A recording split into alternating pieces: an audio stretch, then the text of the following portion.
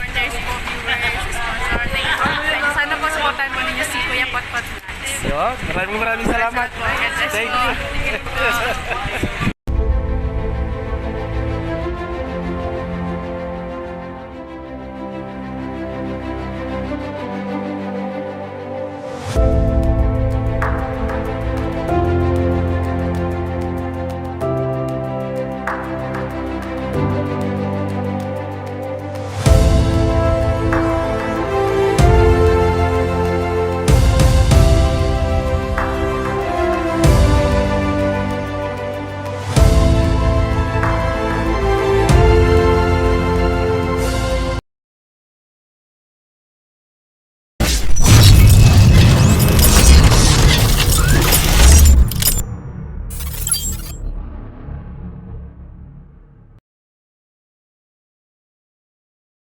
Hello guys! Welcome to my YouTube channel. No? This is Kuya Potpot Vlog at meron tayo isang reaction video no? Mula po sa latest live ni Dr. Love kung saan parang may mensahe no? Si Dr. Love para sa akin. No? At ang tanong, susundin ko ba ito guys? So, at syempre, bago tayo magsimula ay mag-shoutout po muna tayo. No? May gilab shoutout po sa ama ng Kalingap na si Kuya Val Santos Matubang, Ate Edna Vlogs, Kalingap Rab, 10 ng kanyang mga kasamahan. At syempre, may gilab shoutout po sa lahat po ng sumusuporta sa buong Team Kalingap. Isang mapagpalang umaga po, tanghali o gabi mga Kalingap, saan man kayong sulok ng mundo naroroon.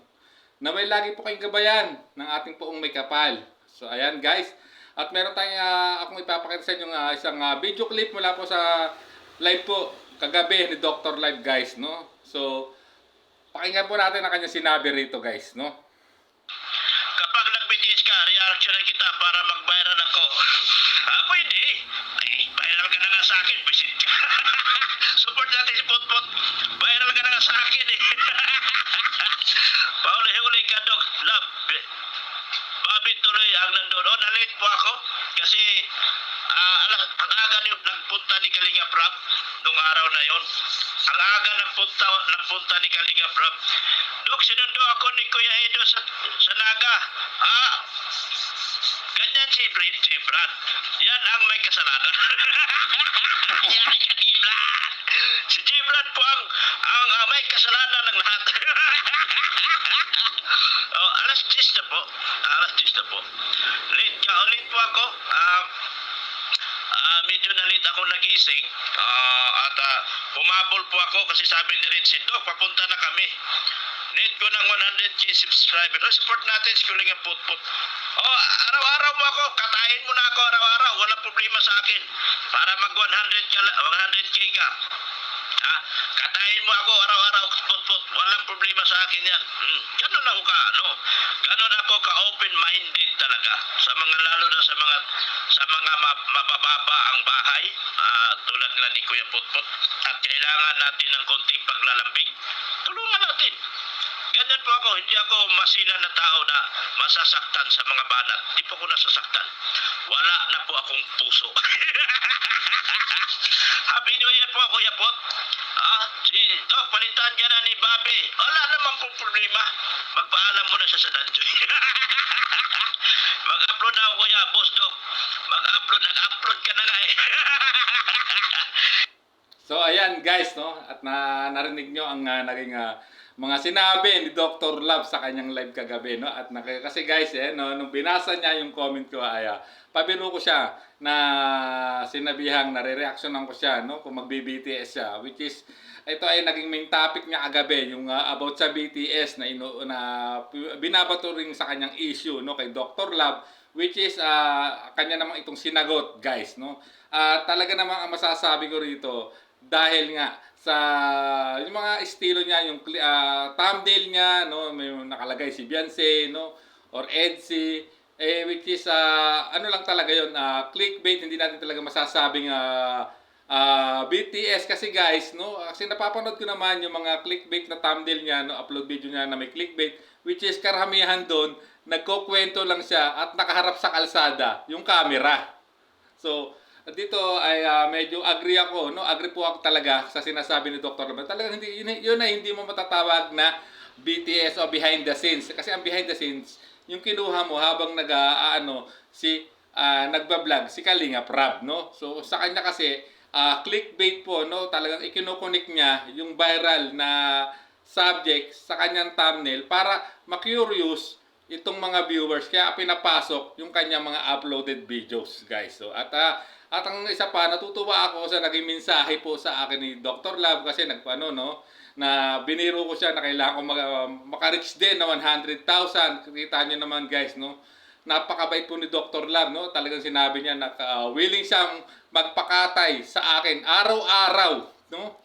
Kahit araw-arawin siyang itapik ay okay lang sa kanya, no? Basta makatulong lang siya sa tulad naming maliliit ang channel. Grabe. Sa totoo lang, personally, napakabait po ni Dr. Love, no? Kahit sabihin natin sinasabi niyang siya yung pinaka-most hated Kalingap partners sa buong team Kalingap, napakabait po ng puso niyan ni Dr. Love, no? Sa 4 na beses namin nagkita, nakadaupang palad diyan, wala po talaga akong masabi sa isang Dr. Love, no? Although sabihin natin talagang maraming basher, no? Minsan may mga sablay din, pero guys, kita nyo, normal lang, no?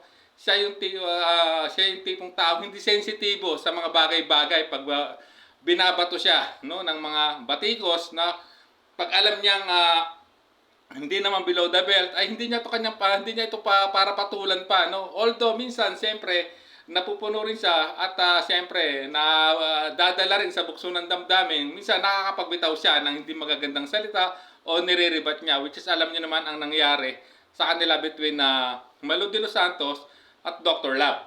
So pero nagkaayos din later on at yun, nagkapatawaran. So dito kasi ang nakikita ko kay Dr. Love, no, ay napaka-supportive niya at hindi siya mapagtanim ng galit kung mare-reaction naman siya, no, ng mga tulad kong reactor. Kita nyo naman, di ba? Payag si Dr. Love na reaksyonan ko siya, no, katayin ko nga daw siya araw-araw para lang makatulong siya sa aking channel na mapabilis yung subscriber, no? Ganun po ka-supportive ang isang Dr. Love.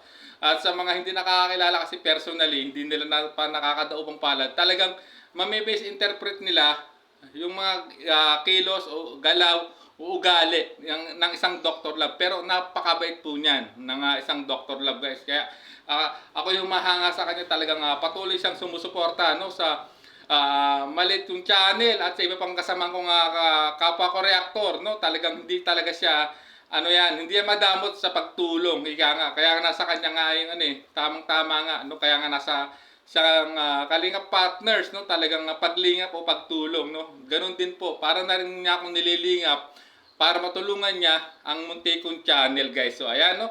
At hanggang dito na lang ang ating reaction video at ito lang masasabi ko kay Dr. Love. Maraming salamat sa iyo, Dr. Love, no, sa patuloy mong pagsuporta sa akin at mabuhay ka, guys. No? Hanggang dito na lang po ang ating maikling reaction video. Hanggang sa muli po nating reaction. There's a vlogger named Kuya Pot, spreading good vibes, giving all he's got. With the camera in his hand, he hits the road, capture moments, sharing stories untold. Kuya Pot, he is the one we adore.